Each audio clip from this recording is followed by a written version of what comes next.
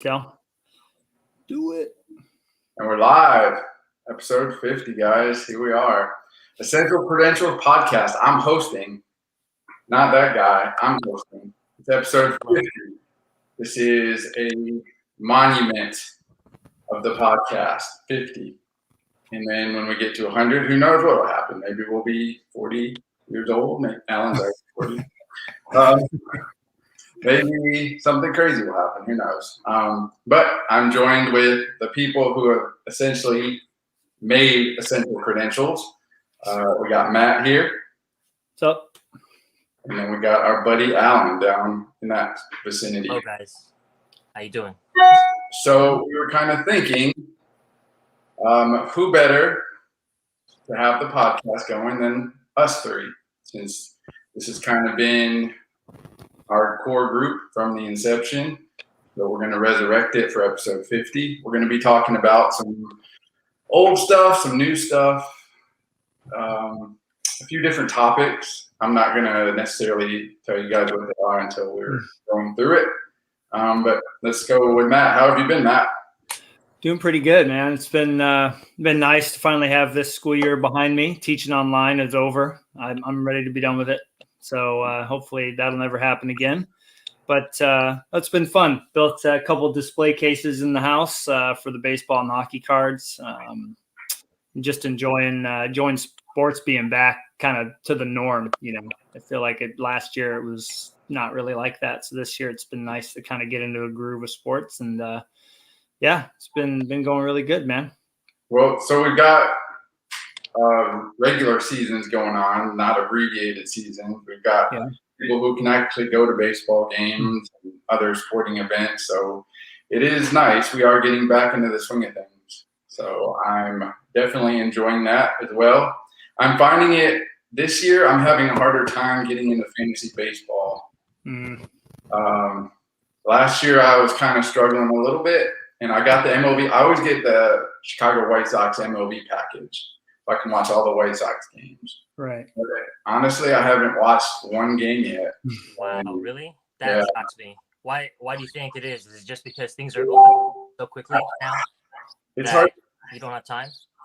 So I think I just got into a routine, and I don't know if we've been moving. This is like the third house we've moved to. So it's almost like I've just been so busy with work and moving and personal stuff. I'm exhausted, so I just haven't watched baseball. And it just, a game is 3 hours, 2 hours, 3 hours. So I think that's just been an issue as well. I want to watch. I just find myself, like, when I go to look at a game, the game's either over or it's not starting for another 2 or 3 hours. And then by that time, I've got something else going on, or I'm doing something at the house. So it's just kind of, one of those situations. That's ironic because the White Sox are maybe the best team in the AL right now? Yeah, I have been keeping up with the standings. They're doing well. I just need to get back into the swing of things. I think maybe the All-Star break can kind of kickstart me, hopefully. So we'll see. I've been watching the complete games, those 7-minute complete games they have on MLB.com. So I can see what happens, but it's not really watching a game. It's kind of funny too, because back when we were younger, we could sit down and make it through a 3-hour game easy. Now there's so many more distractions. Like, unless Tyler Glasnow is pitching, I usually don't have, I'll have it in the background, or like Alan, watch the abbreviated, highlights or whatever. So it's, but it is fun. I will say it is fun to watch him pitch and hear hecklers yelling at him, or hear his, hometown fans screaming and cheering for him when he punches somebody out. It's a big change from last year, where it was so quiet you could hear the fastball popping through the park. Yeah. You could see and hear how many guys were cussing, were mad, upset, whatever. You could hear everything. So it's nice to hear the fans. I like that, because it kind of gets you into the game when you hear people cheering, or you hear people booing, or whatever's going on. It kind of helps add to that element of the game. Like managers, when they'd get tossed, they'd go and you could hear every word they were saying to the umpires. That was pretty good stuff. Yeah. I really enjoyed the crowd, and I didn't realize how much of a dynamic that plays into a game. So I need to get back to watching the White Sox. That's something that's on my to-do list. So hopefully I can pick that back up. But Alan, how have you been?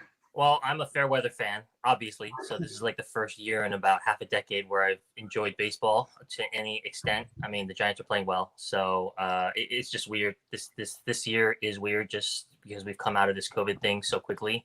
I mean, it's lingering in some ways, obviously, and it's a cloud over our heads. But at the same time, things are opening up so fast, and life is returning to normal at a dizzying speed. Yeah. That's affected our lives on a daily basis, but our card lives too. I mean, there's just crazy things happening right now in the hobby as well, and I'm reeling a little bit. I'm just trying to process everything that's changing, but you take the good with the bad. I got to visit my favorite aunt down in Palo Alto this weekend. First time I've seen that my family there in well over a year. So like that's really a blessing. And this other stuff here, like even though I'm sure some of us have been surprised by what has happened with cards, we all have some incredible cards to be able to show today, I think. Yeah, absolutely. I think right now we're in that weird spot where the card market is unpredictable.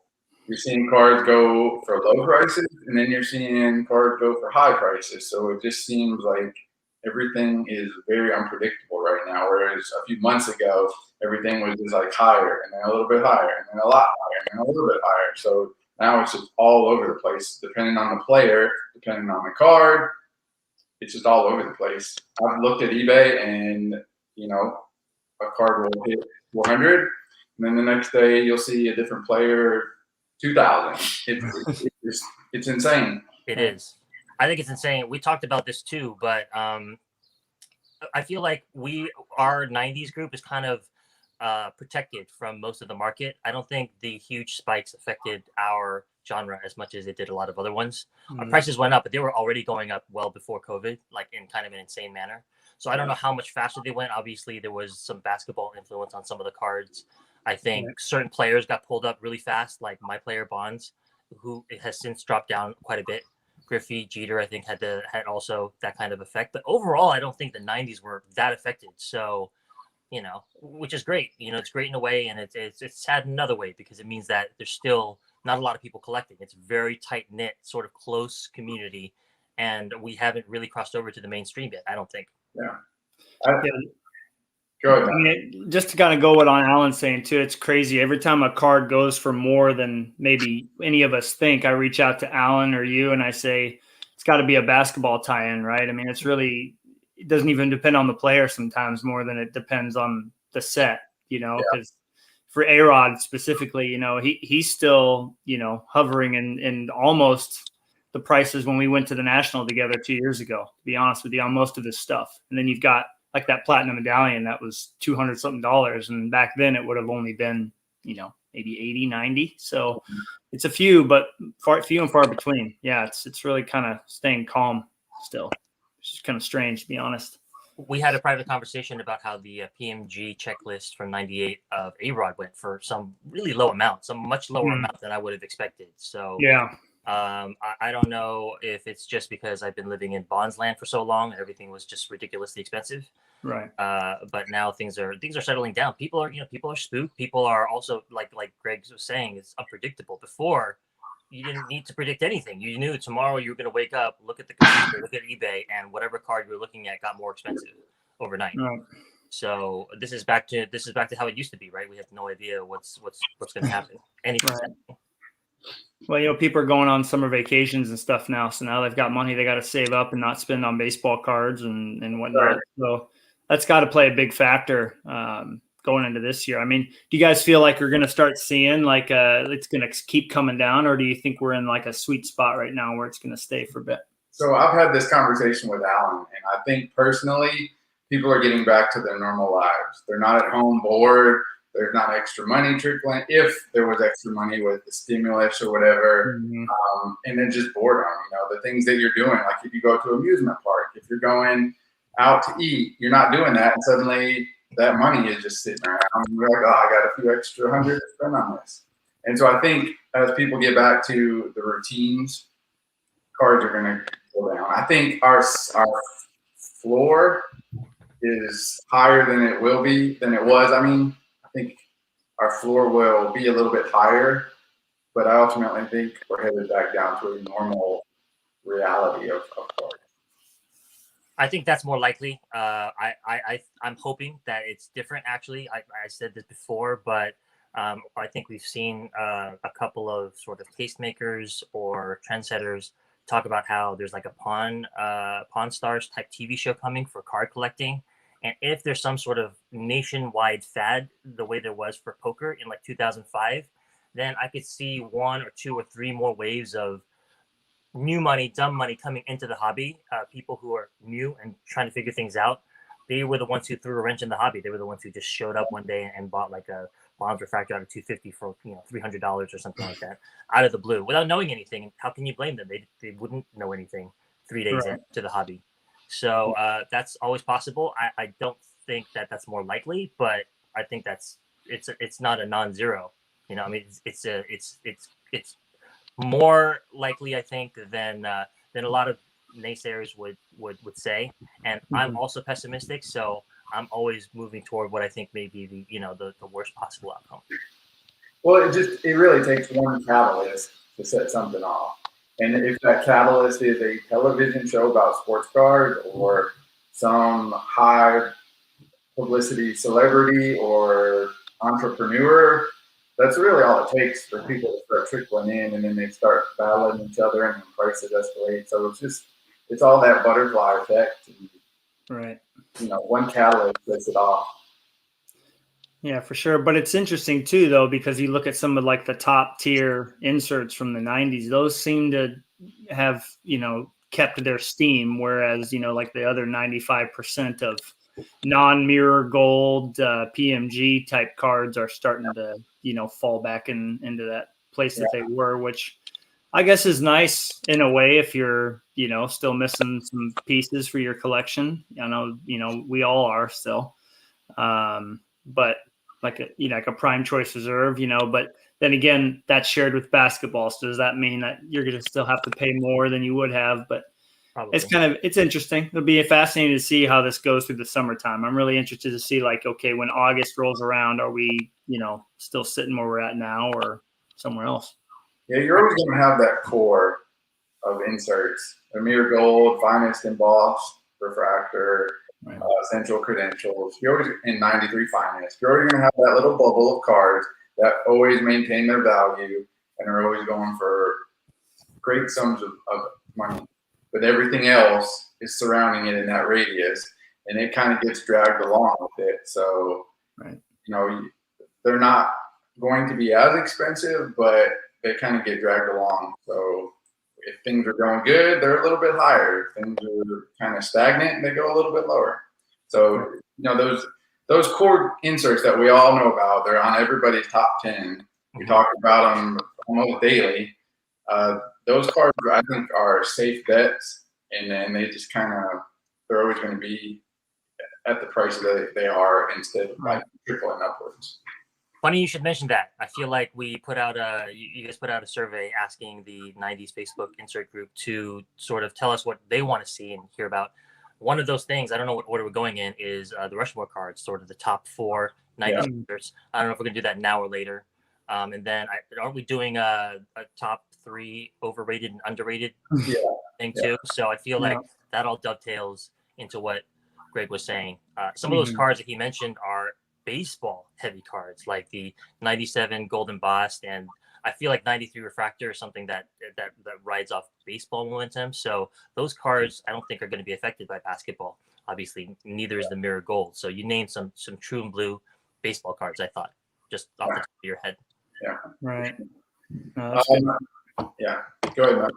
No, that's really interesting, I guess, because you would think that there would be a big tie-in with the, basketball side of things. But yeah, you're right, Alan. That's baseball only cards there. And it's good to see, I like that baseball can carry its own weight with those cards as opposed to having to share the spotlight in a sense with basketball. Because we all know basketball is like far beyond. Like if you want to collect, if you come in, you're like, I think I'll collect Kobe Bryant. It's like, okay, you're gonna have to sell the house, sell the car, and Basketball is on a different level. And I'll tell you, some of the kabooms I've been looking at, because I've got a Larry Bird kaboom I'm trying to sell. Some of the kaboom, like the soccer cards, are actually going for near basketball values. So I don't know if it's just like due to the international popularity, but those soccer kabooms are actually hitting close to basketball prices. Really? That's an element that I am not familiar with, soccer cards. Well, we were talking about that at the National in 2018 in Cleveland already. And that was before Gary Vee was talking about it. So Gary Vee had his ear to the ground. I have 91 subscribers on my YouTube channel. He has like 9 million. So I think that he, when he says something, people tend to listen. And this soccer thing has been percolating. And you watch all of the movers and shakers, the investors, so-called investors in our hobby doing their YouTube videos, and all of them are doing basketball and soccer. Those are the two main things now. Yeah. Well, and it's me being a Formula One fan, I could tell you that I was excited when I heard Topps Chrome and Dynasty were coming out. I'm like, oh, good, I'll get a Vettel for like $500 and get some inserts and stuff for a few bucks. No, I mean the cards. Yeah. I mean, thankfully he's cheap, but like Lewis Hamilton, who most people know, he's the greatest Formula One driver right now. His cards, like just a base refractor, selling for $100, $150 is just like, what is happening here? Like it really. That's also surprised me. So these people overseas buyers, buying up these cards, and then I go to a message board and I swear I read this. It said, I'm not going to invest in baseball much anymore. I think it's all about Formula One and soccer. And I was like, wow. I mean, I never thought that I would see that pop up, So yeah, thank goodness my driver is cheap, because it's a really crazy market as well. So yeah, there's other sports coming in. It's totally blowing my mind. I never thought I'd see that. I would say pretty much anything you can collect is not cheap anymore, whether it's Marvel, wrestling, hockey, soccer, everything's got some significant value to it now. Because I was talking to you the other day about the Marvel Series 2 set, just a hobby box. Who knows what you could have bought it for a year and a half ago, and right now it's like $250 for a hobby box of Marvel. All I know is it seemed too expensive even then. Before I always wanted to do Series 3 because I had the Thing hologram. It's one of my best pulls ever as a collector. So and they made I think 1 million of those. You just didn't know that at the time. And I did want to put the set together. I still have my cards from the packs that I opened. They're still with me. But now, like you said, any set, doesn't matter what, 93 Ultra, one of my favorites. I wanted to put that set together through pack breaking, but I think that's like hundreds of dollars a box still now. Yeah. Well, there's one thing you guys are forgetting, right, Greg? Yeah. Don't forget about these, baby. Let's go. You might be sitting fat here pretty soon, because that hobby box could be worth a few thousand. I mean, what do we got? Like, we got all these 36 packs or whatever it is. I mean, this is like a collector's item. This is in the curio cabinet over there on the bottom shelf. So. 36 packs is not something to sneeze at. That's a good thing right there. If you subscribe to the theory that one person's trash is another's treasure, then that thing might be worth like its weight in platinum. So. I mean, I might be taking us out to deep dish pizza here pretty soon if it gains much more value. Heck yeah. Sitting on some gold right there. I mean, yeah, amazing when stuff shows up in your post office box. You have no idea it's coming. Imagine that. Yeah. Pretty cool. So we're going to start kicking this episode off. First thing we're going to talk about is our over and underrated sets. That's what we're gonna go with. Awesome. Can't wait. Can't wait to rock the boat. I'm going to start. Okay. And we're going to talk about our overrated sets first. Anything that you think people talk too much about, or it doesn't even impress you, whatever the case is. Maybe it's just the card, your bonds doesn't look good in the set, so it skews your whole view. Right. Something like that. Because you look at your guy, and if the photograph isn't good, or it's just a bad setup, it can skew your whole view for the set. Your perspective on the set is blown because of one card. So we're going to talk about overrated sets. I'm going to start it. And this was easier than I thought it would be, but I think I've mentioned these sets before. The first overrated card for me is the starting 9 from Flair. I get that it is rare. I get it. It's very cool. And don't confuse my overrated issue. I would get the salmon. I don't have the salmon. If it came up, I would probably pay a significant price for it just because I'm a completionist and I would want the Tim Salmon. But I think that the starting 9 Flair Tradition is an overrated set. I don't enjoy it at all. I just think it's kind of black. That's my opinion on that starting 9. No, I agree. It's like a statement card. I call those cards statement cards. You know, you post it in the group and everybody's like, "Whoa, what a card!" And you're like, "Thanks, man, I appreciate that." But it doesn't really like if you had it on display and a bunch of people came over, nobody would be like, "Hey, that card's awesome." Right. No. It's number to 9. It's got starting 9 on it. But if you put it on your desk, it's not going to wow anybody. That card is downright ugly, in my opinion. I mean, I know it appeals to the nerds and all of us, and any of us would feel really thrilled to land that card of our player just because it's so rare. But given the hallowed place it holds in our hobby, it's like, yeah, I would agree with that call. Yeah. Like I said, I would want the salmon. If I have an opportunity to own it, I would do it. But it's not something I'm going to look at a lot. It's going to be one of those like, I got it. It's in my box. Cool. I think I'm a hater because all 3 of the ones I chose that are overrated are cards that I don't have of bonds. So it might be because I just don't have it. But we'll see. Well, again, I don't have the salmon. If one of you guys have the salmon and you want to sell it to me, I will buy it. But I don't really care for the set. Right. So Matt, go ahead with your. I'm just going to use 2 cards that I have. I mean, I know Tyler's watching, and I was going to jokingly show the 98 Atomic because I hate the picture of A-Rod on it, so I don't like the card as much. But the cards are amazing, so that's not fair. First one I'm going to show. I mean, Alan and I have talked about this card before. You know, the 98, the 97, and even the 96s get a lot of love because they're great. But the 99 Raves and Super Raves just don't do much for me because all you get is the little logo down here and the name over here. There's just not much foil on it. Yes. And of course that picture is super lame, but we won't even talk about that. I mean, as somebody who's opened a few boxes of this stuff, you look at how amazing the 98 Rays and Super Rays are, and you're like, dude, those things are awesome, especially A-Rod because he's got that entire name, you know, in foil. And I look at this card and if you're looking through these, there's probably not many of these out there because these are easy to not notice, especially when you're opening boxes. It's very easy to pass one up. This doesn't do much for me. It's never a card that I stop at when I'm looking through the collection. So I feel like it's also kind of like the Super Rave, especially would be kind of like the starting 9, kind of a bland card that makes you go like, whoa, this is rare. But yeah, doesn't really do much for me. Yeah, so. that's another ugly one. And I'm sorry, you know, like if I had the Super Rave available to me, you know, different from the starting 9, I'm not even sure I would want. I mean, like, yeah, if you gave it to me, you know, I would buy it, but like I would not pay a premium for that card. I just don't like that card very much. Right. Yeah. That was actually in my contenders for overrated, the 99 circa. Wow, you guys picked cards that were like bad cards. I feel like I picked some cards that I don't know if you guys are going to agree with here. Alan likes to stir up controversy, so I'm excited for this. Bring it on, man. Now, don't confuse, as Greg said, don't confuse overrated with not good, right? This is still one of the top cards in the hobby. It's an amazing card, but I actually think that 1998 PMG is one of the more overrated sets out there, just because of how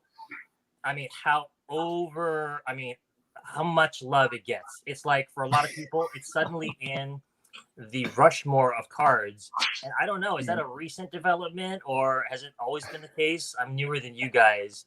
It's a beautiful card. I just don't think it should occupy. I mean, a lot of people would have this card like number 1 on that mountain, not just for personal reasons, but just in the hobby. And I I mean, I just don't see it. There's just a lot of other stuff out there.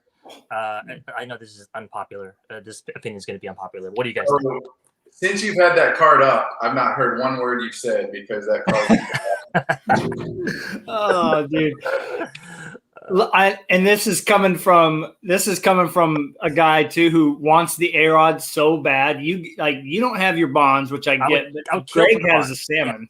Yes. Like I can't afford the bonds, but I mean, sorry. Go ahead. There's so many amazing things going on with that card, and A-Rod's got Seattle behind him in the picture or whatever. I'm like, dude, that card is like my most wanted treasure.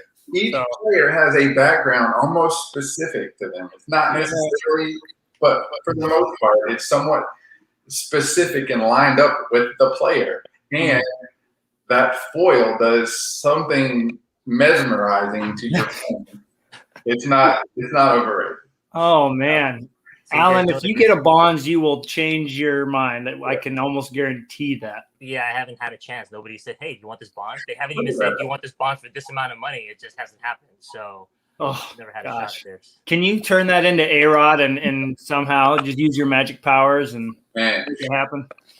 These are out of. Like, just watching that thing is like going into Inception. Like, I don't know if I'm dreaming or what is going on. Is the top spinning? Who knows? Is it summertime still? Because I feel like I went into a vortex of time there. I don't know what happened. Yeah. Wow. I knew Alan was going to do that one too in the back of my mind. I'm like, oh boy. Bombs on us. Yeah. Nice one, Alan. I like it. That's a new one. Maybe you could say it's overrated because it's at such an extreme. But man, I think it's worth it. I think that card is worth it, 100%. I think most big time collectors would have that card in the top 3. I don't know any big time collectors who wouldn't have it in the top 3, but I don't remember that being there 2 years ago. I remember it being top 5, maybe top 6. Yeah, but it was poking around the radar, but it's gained some momentum for sure. And basketball has had something to say about that, I would say. Yeah. Right. Absolutely. Basketball has definitely played a part in that one.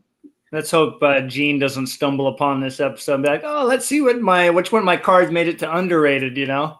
That's the thing. I had to think twice about it just because there's a personal connection. We talked to the person who made that card, you know? Right. So it's an interesting origin story. Some people think it's kind of silly that she, used invitation, patterns for cards, but I don't think any of us are complaining. There's some incredibly beautiful cards here. Yeah, absolutely. Yeah. So my next one, I think you briefly touched on it, Matt, is the 98 circa Super Rave. That is overrated for me. Really? Yes. You just got Joey Cora, right? I did. I was so pumped, man. That's like my dream Cora card. Yeah. So when you compare the Super Rave and the regular Rave blows the card out of the water for me. You got it. See, one of them has like a copper. The Super Rave has like a copper feel to it. Yeah. And the regular Rave has like a holographic silver, which we're used to in more. It's used more regularly. That one to me pops.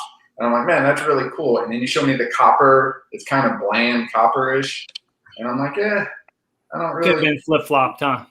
Yeah. If they flip-flopped them, I think I would have more interest. Right there, you got like a Christmas light thing going on. That's kind of cool. Yeah. I think in the grand scheme of it, the Super Rave is an overrated card. I know it's out of 25. I do have the salmon, and I'm happy about it.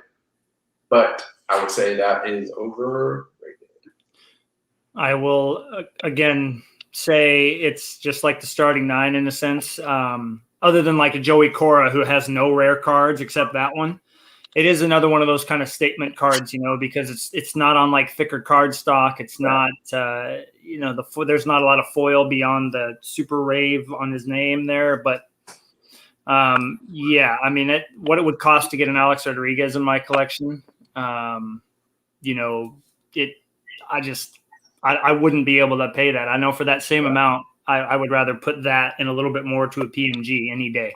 So let me ask you, like, the amount that it would take to get the A-Rod, is that something you would even entertain for that card? No, not right now. No, I mean, maybe 3/4 of that or half of that, sure. You know, if at that price, yeah, I'll jump on it, but not for 4 digits. Absolutely not. Yeah. No. So there are certain cards you can fathom, like a PMG. You're like, okay, that and a 24. That's maybe it. I can make these things work. But there are certain inserts now that just because they're numbered out of a low number, like 25 or 9, you're like, I just don't want to pay that much for the card that looks like that, you know? So Absolutely. I think Super Rave kind of falls in that category. It's like if you're a completionist and you love your guy, are you willing to pay the price? Because the card isn't that great to look at. So it becomes a point of just owning it just because it's got that rarity to it. Yeah. Yeah, you guys, I mean, when I talked to you about getting the Rave and the Super Rave of this card, we already had this conversation. I almost don't have to say anything because you guys have basically expressed everything that's in my mind. I will say that I always thought that the Rave was the prettier card in scans, just because this hollow foil is what we're used to. But this Christmas light thing, I've actually never seen this before. So, I mean, there's only actually a couple of other low-end cards where I've kind of seen this effect. It kind of caught my eye once I got it. I ended up liking it more just because this picture on this card is actually pretty cool too. Yeah. He went the other way with the ball. So I have a special spot for this now. I like it a lot more than I thought I did, but I would agree that was the original calculation. Am I going to spend big money for this card just because of the cachet it had, just because of the boast value and how good I would feel to land such a rare card just for my own reasons? And I ultimately ended up buying it. So couldn't resist. Yeah. It's hard not to want to put it in your collection. It's not a card that would go on my desktop and I would kind of look at it often. So that's the only reason. Most of these cards, like I said, it's hard to put them in overrated, but out of the grand scheme of things, I think I would say that's overrated. Interesting. Right. I was going to try to put that, I was trying to put together my top 10 for the group because everybody's been doing it. And I was debating about putting that in because it's one of my rarest cards. It's the one that holds sort of a lot of wow factor, but I personally don't think it's one of my top 10 favorite cards. So I didn't really know what to do. So I didn't post my top 10. Yeah. Right. Matt, do you have anything else that you? Yeah, I have one on my, both of them are going to be from Score. The first one I have here, the other one I don't, but I have my reasons, but I think there was a recent sale of a person we've had on the podcast, probably the best intro that's ever occurred on here. But these right here, these are the premium stock foils going yards, and I know they're really popular amongst collectors. I mean, they're decent cards, but everyone that I've seen really condition sensitive, and they just don't do a lot for me personally when I look at it. I'm not like, oh gosh, what an amazing A-Rod card. It's kind of meh for the price that a lot of people have to pay for them, especially the Griffey and the Jeter. So when I was going through, this is one that I like because it's fun that I tracked it down because they just don't show up that often. Yeah.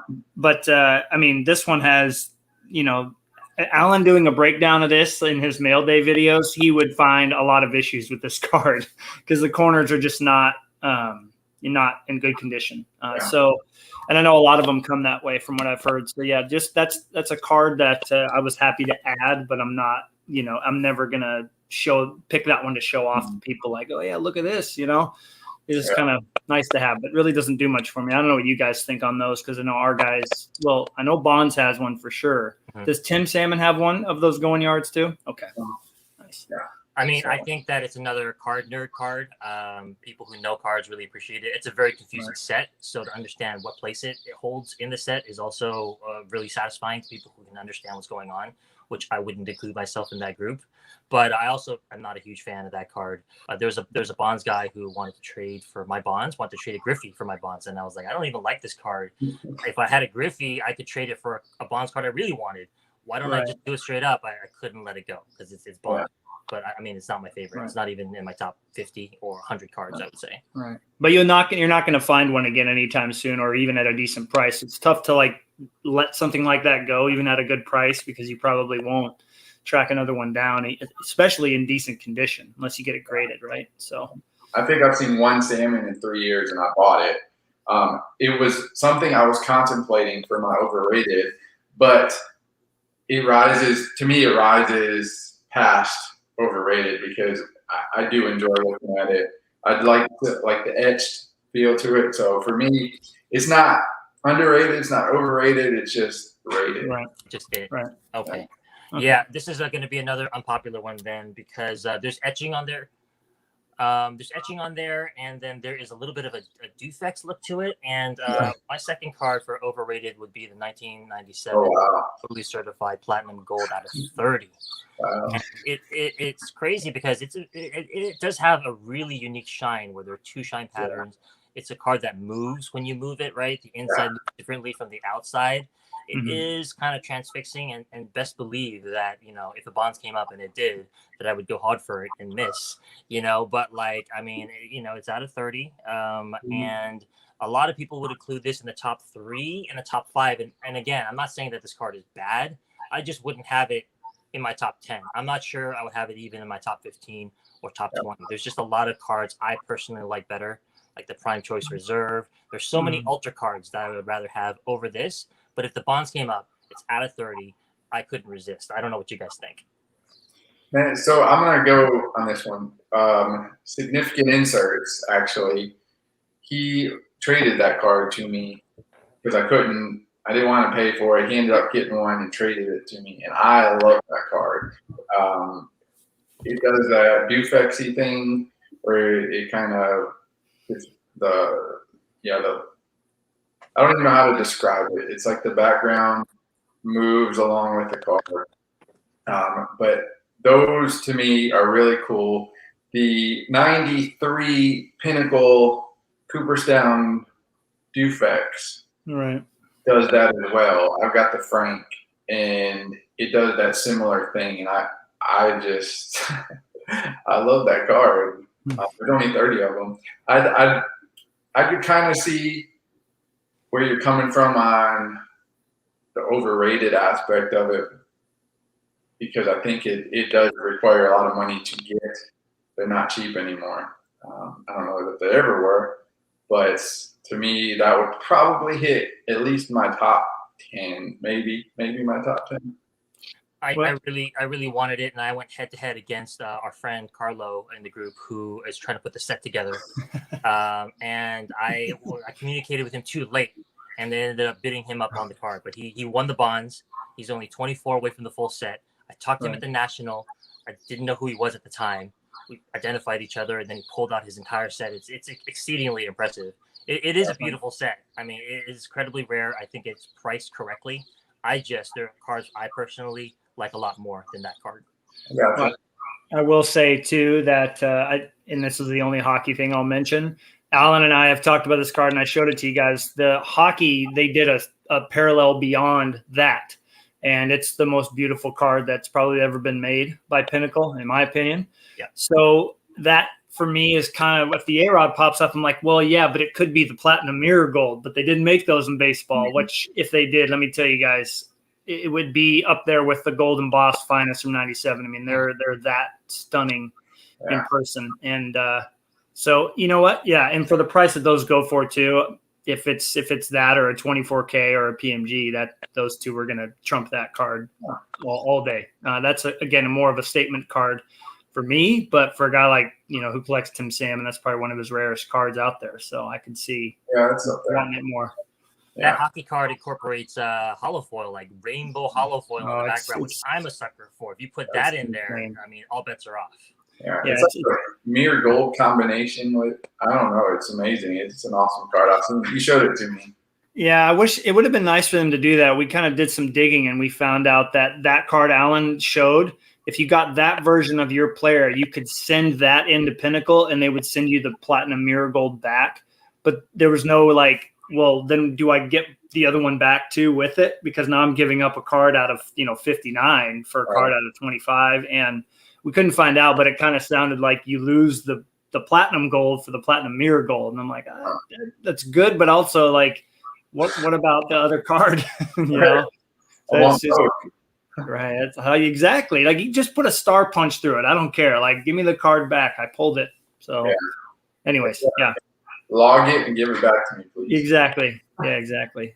So, yeah, cool card though, Alan. I mean, they're that hollow foil thing on the bottom is so cool. The little totally. I like that part. That's my favorite part. Yeah. So my last one is one that I've been against all of my life. And not one, it's not one specific card, it's all of them. And Uh-oh. that is the Tech diffractors. Oh, okay. Oh no! Oh no! All of them. I don't like them. I think there's the initial sets, the 99 versions of each diffractor, and there's all a different pattern. I think those are completely overrated. Again, I did buy 2 salmon just because I wanted to have a diffractor in my collection.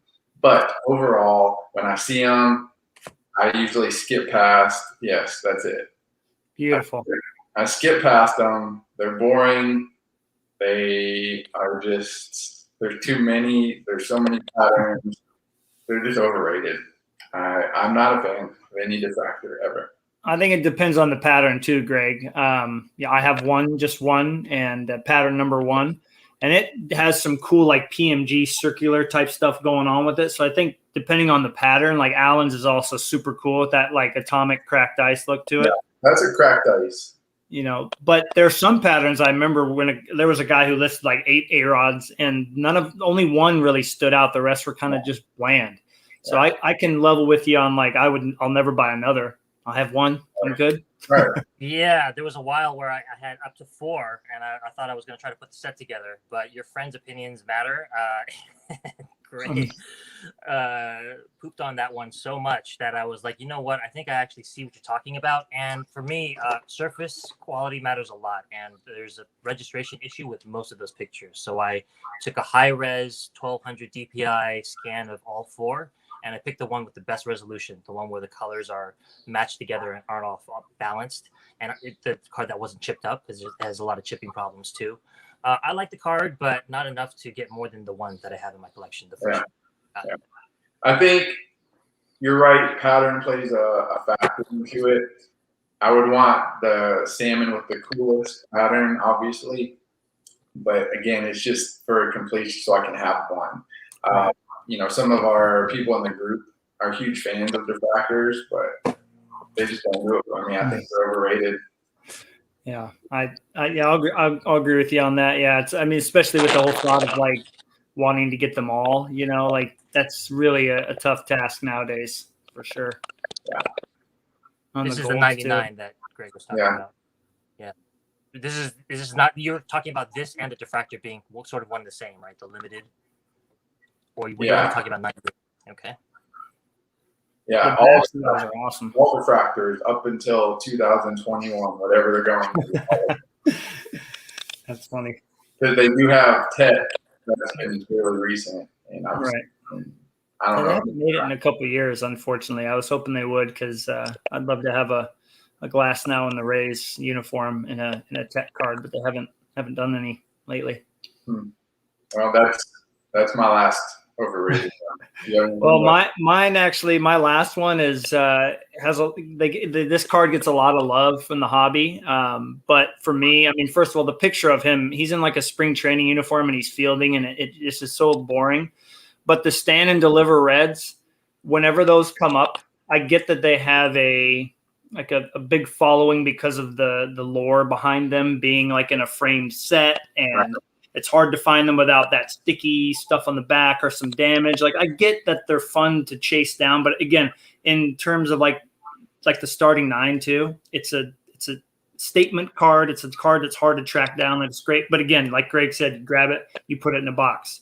It's not one that does a whole lot. It just, you know, the gold foil is not hollow foil. It's just kind of gold foil. The red isn't, you know, rainbow foil or anything. And again, I hate the picture of A-Rod so much on that card. so I anytime anyone says, "Hey, you want to go get this, Matt?" I'm like, mm-mm. Yeah.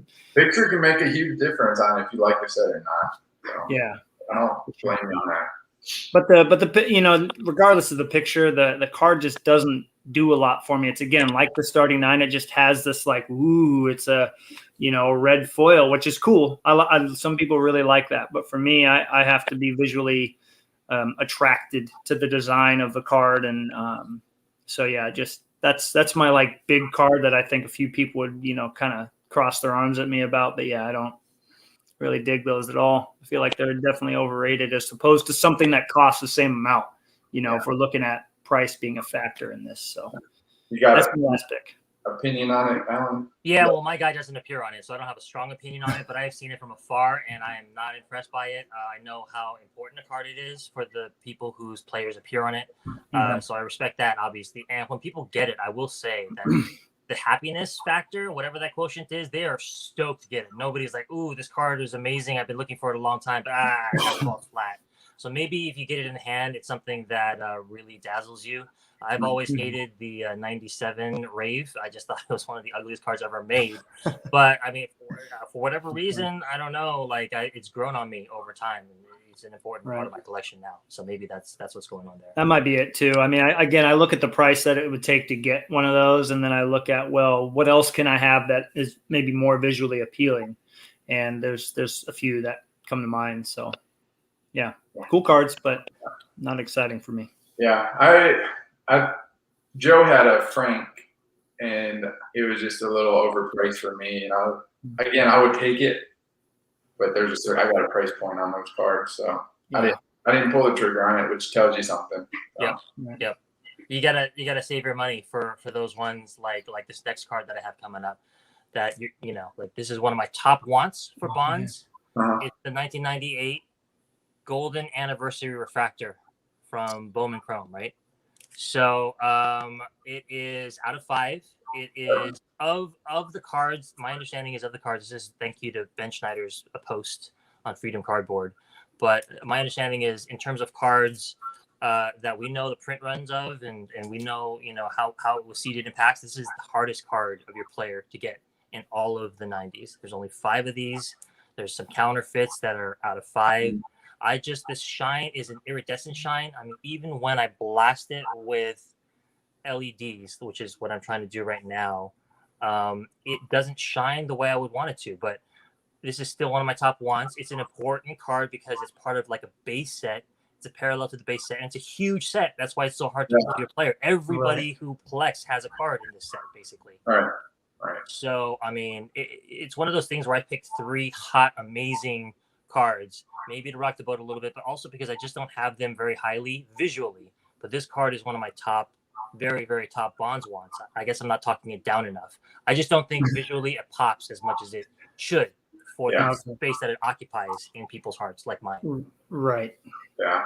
So I've got a football player, and I want to say the shine is a little different. I think my shine is a little stronger than your shine, based on the way we've compared the two. The football version is glorious. If that one was in baseball, it would make a huge difference. It would be like if the football 97 essential credentials were in baseball. That would set that card very high. But for football, the only thing that really bothers me is show the Manny again. Okay. So you see on the left, it's his signature. Yep. It's his autograph. The football does not have autographs. It just has Bowman 50th anniversary. So it really bothers me that the football doesn't have that, because I think that's a cool aspect of the card. Each person's signature is on the card rather than just some uniform statement from Topps. So that's the only thing about the football that I don't like. I'd like the shine better, but I wish they would have just put the autograph on it. Yeah, that is pretty sweet. And I love the idea. The 50th anniversary of Bowman, that's a cool concept. So would have been nice if there's like a 50th stamp on just those two. You know what I mean? It would have been a lot harder to counterfeit them, as people have tried to do. Yeah, I would have liked to see an autograph on the football versions. Mm-hmm. All right, is that everything on our overrated? Yep. Okay. Yes, it is. All right. Well, we got some interesting picks for sure. I'm sure there will be some people who disagree with us and some people who think we're absolutely right, but that's part of the fun of it, is having our own opinions. No, for sure, man. I like it. That's a fun segment to do. I think it'd be fun to see where we could continue to go with something like that because definitely stirs up conversation, you know, and that's awesome. And we get to add our own flavor to it because we can all tell you what the top 5 sets are, Miracle, Central Credentials. But when it comes to overrated or underrated, it's really your personal opinion because what do you think is too much hype and what do you think doesn't? So I like that aspect rather than us just going over the general, what are the top 5 coolest inserts, you know? Right. I guess I will start it with our underrated. Awesome. Let's do it. So underrated. For me, it got a little weird. I wasn't sure how I was going to go. And then I started looking through Sam Ends and I was like, they're all underrated. And so, but I'm going to go with a card that has, I think is pretty popular, but you don't see it very often. I know people love it. It doesn't get enough play in the rotation for me. So I kind of feel it's overrated. The stars obviously sell for a high value, but I actually have it right here, and I will show it to you guys. The suspense. I know. I can't wait. So, yeah, my guy doesn't do any justice to it, but it's the 99 Stars and Steel holographic dome. Oh, heck yeah. God. My guy doesn't do the card any justice, and my light kind of isn't great here. But that, I think, is an underrated card. Yes, that's it. Do it some justice. This card is stunning. Oh, my gosh. Right there. Yeah. I got mine behind me. Right. That card, to me, just deserves way more play than it gets. It is such a unique thing. It's like a bubble card that's kind of sticky and rubberish. It's got so much play on the refractor side of it. And in the back, when you turn it over, you got like the same thing going on, which is like the established kind of, you know, it's got that whole shine on each side of it. Again, my light kind of isn't great here, so I can't really show the same one off like that. But I feel like it's an underrated card. I think that should be above and beyond. I think the bonds, I saw bonds the other day that went for like 200-ish on eBay. Oh my God. God. And I mean, I don't know how many there are, but that is such a unique and rare card. You don't see anything like it now. And it was crafted in such a way that it's a unique card. It's very unique. So I think that is an underrated card, and I think these should be talked about every day. And people should have them on their desk, which I'm sure they do. It's underrated to me. Great pick. I almost had this in there. I considered this, but I was like, I don't know. I mean, I rate it so highly. Maybe that blinded me. But I was like, everybody must rate it as highly as me. So how could it be underrated? But you're right. It is slept on. Yeah, you just when you're talking about cards, people always put their top 5, or you see the rotation, essential credential, mirror gold, but that card just kind of disappears after a few months, and nobody really pops them out or shows them off until that one person does, and then they all show them off. But to me, that's an underrated card. I think it's got so much going on that you don't see those very often. Right. No, I'm with you on that, man. When I finally got one of those in hand, I just couldn't stop looking at it. And you know, when you only got like 45 cards to put in a case, and that was like the easiest. Like, oh yeah, that's definitely going in there. You know, I didn't even think twice. Like that has to be in there. And there's hardly any light coming in right now for good reason, and there's no lighting in there, and it's still shining behind me. It's right there. So, come on, man. It's awesome. I've got something that's not even in people's top 50 probably, but I feel like with visual appeal, and I hope my light will do it some justice. It's from New Pinnacle. It's called Keeping the Pace. I don't know. I think Bond's got one of these, but this card is so nasty. Okay. I mean, look at all the stuff that's going on in this card.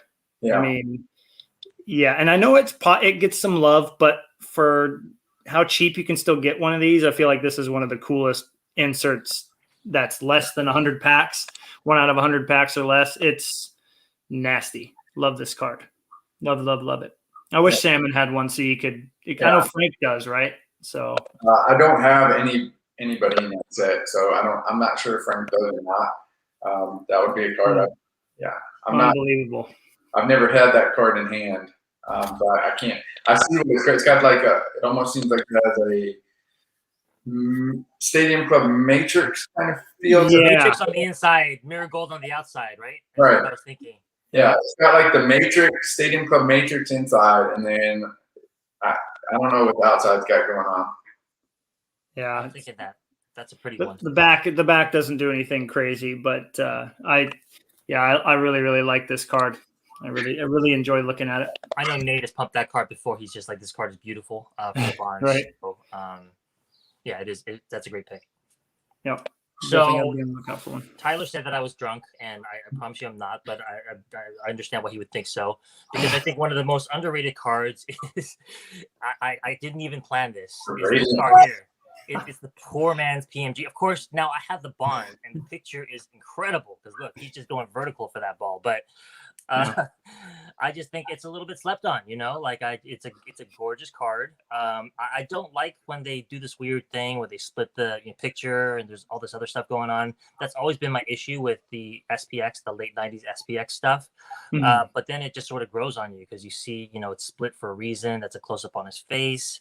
I understand that this is a poor man's PMG, and I can't believe that when I look down at my stack of underrated cards, that thing was shining back at me when I was just talking down the originator of this, and this is out of 100. Yeah. So I'm gonna hang my head in shame on this one, but yeah, this is a gorgeous card. Yeah, I like those cards a lot. I'm a big fan of SPX, and interestingly, the Radiance that year is the rainbow foil, and the previous year is the Spectrum. Yes. Well. Good point. I just want to point out that he literally used the PMG as overrated and then poor man's PMG is underrated. I'm like, I have the bonds, man. I have the bonds. I think that's the key. Like, do I have it or not? The same exact graphic design. That's overrated. Who wants that PMG? This is the one that.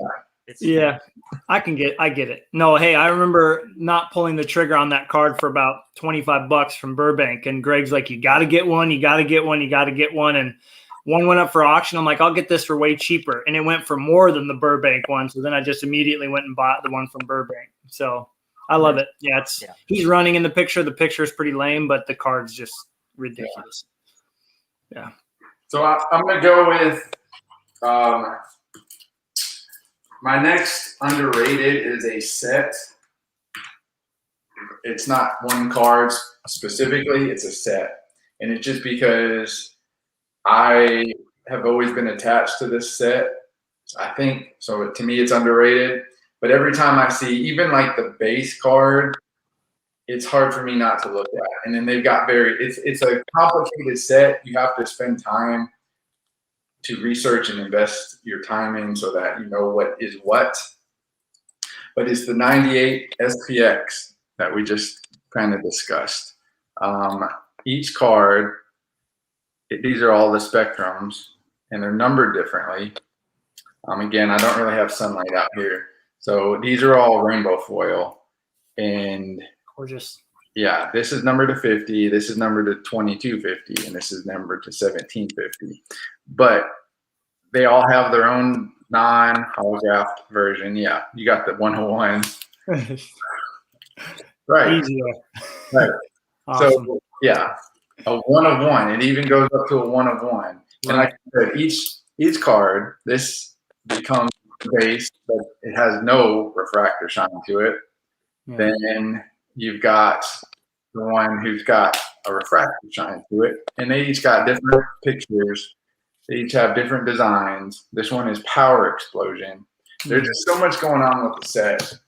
You can literally look at each card, and there's like a different group, this one is Power Passion.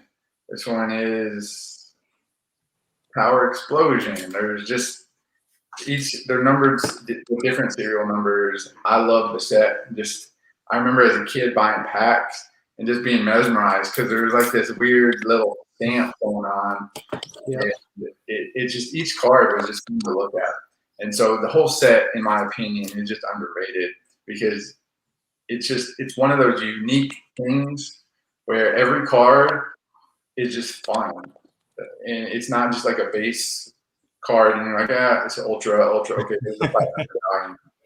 You know, it's got something going on for me personally. So each design, it's got a subset, and I love 98 SPX, and I can't talk about it enough just because, like I said, you could give me the whole set, and I would probably spend 2 or 3 hours looking at each card because each card is like different. You know, it's got its own thing going on with like stamps and pictures, and I love it. I love 98 SPX. I would buy the whole set if I could.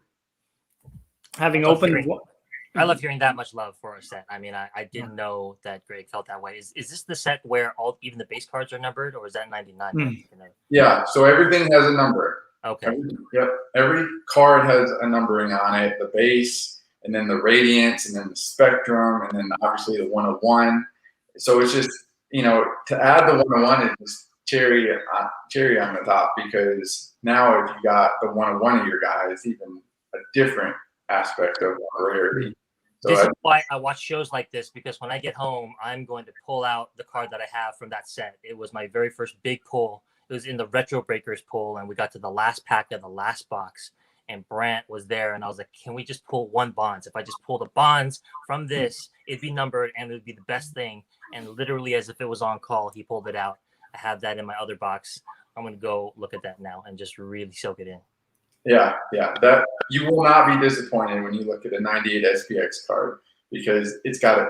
Even if you feel it, like the stamping, the engraved stamp or whatever you want to call it on it, and then just looking at the back, each one has like, it's got stats on it. Like this one, 5 runs in a game. So it's specific. You see his picture, you see what he's got going on. It's got the weird stamp on it, numbered to 1750. Each one is so dynamic in the whole set. Like I would, if somebody could sell me that set, I would probably buy it.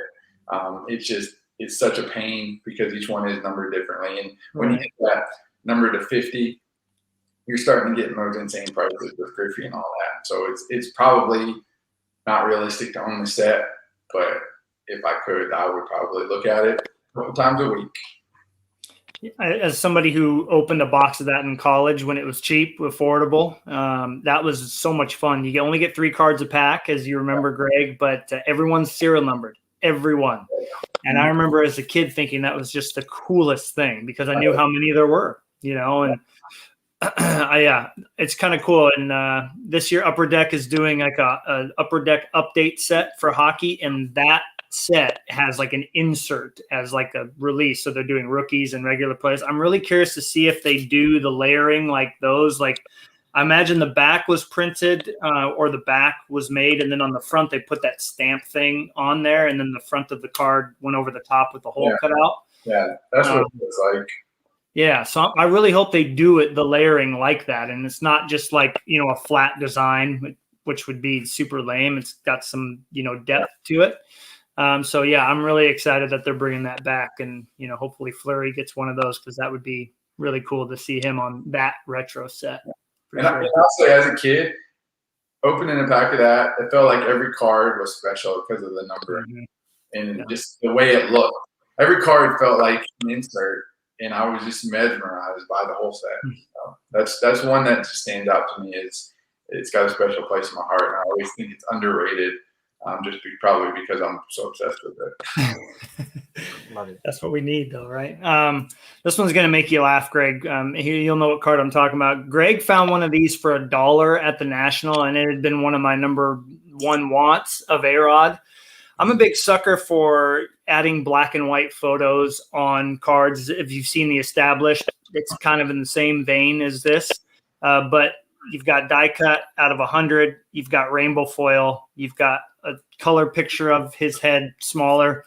That's the 2K plus out of 100. There's so many things to like about this card. And again, I love that you've got that black and white photo there. I think that you don't see that a whole lot on cards. I think Century Legends did that as well, right? Alan, you have that one Bonds that you just opened up when it's well, never mind. Sorry, but I know that there's a Bonds in his Pirates uniform, and it's a black and white photo, right? Okay, this is different. This is different from the one you're talking about. But... Right. Yeah, I don't want to spill the beans, but anyway, but that card especially stands out. But you just don't see that done a lot, with the black and white pictures of the players, and so yeah, I love this card.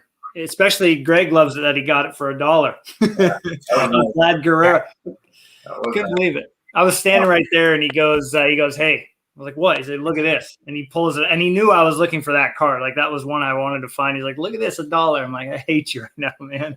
that was pretty cool. We saw the 101 gold in the group. Of A-Rod or of a different player? I can't remember.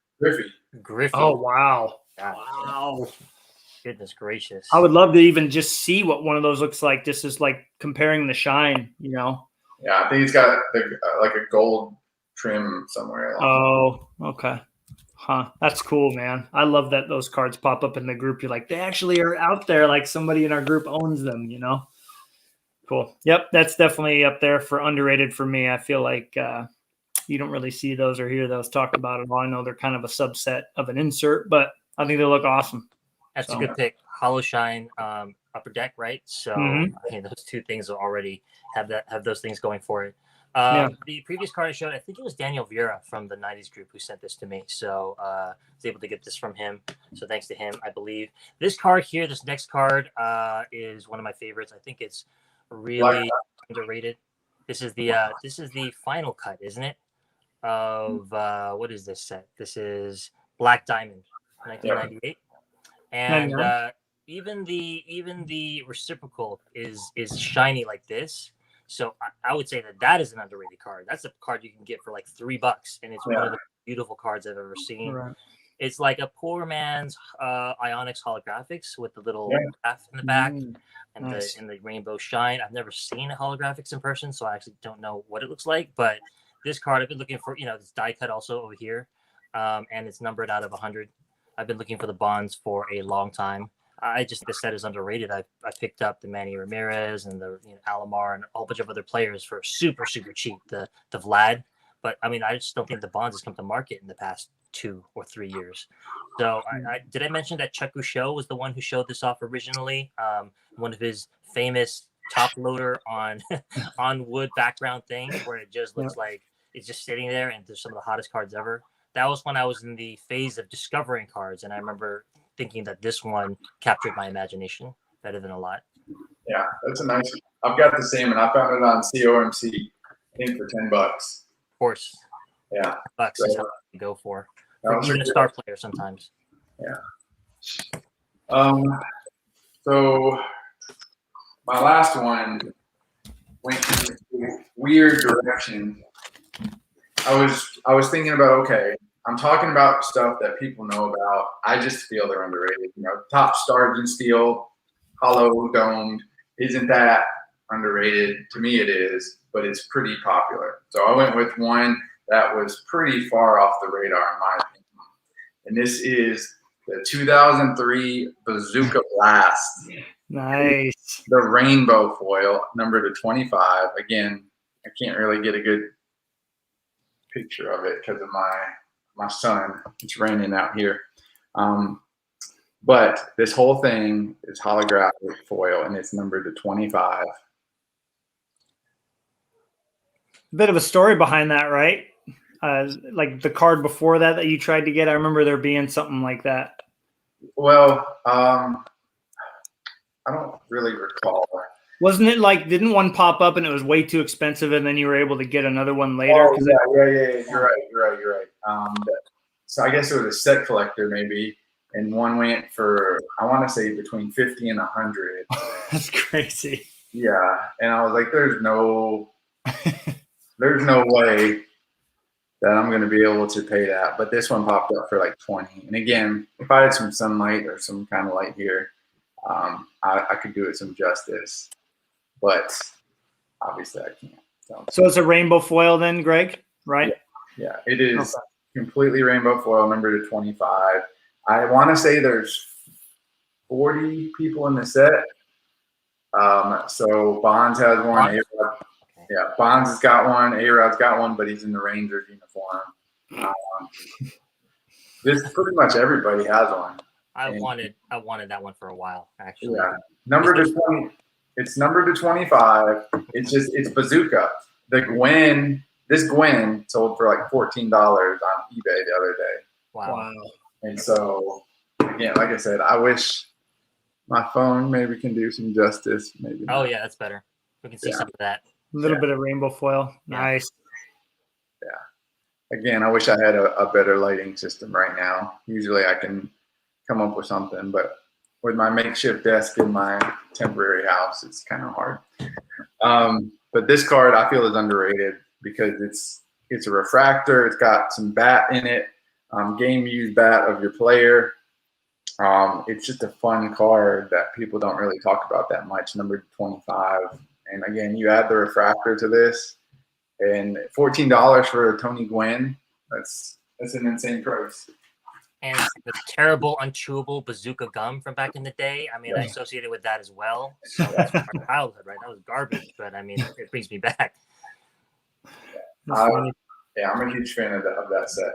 I would highly recommend getting your guy for $20, $50. Anything. It's number to 25 is worth it. Gonna move it up my list.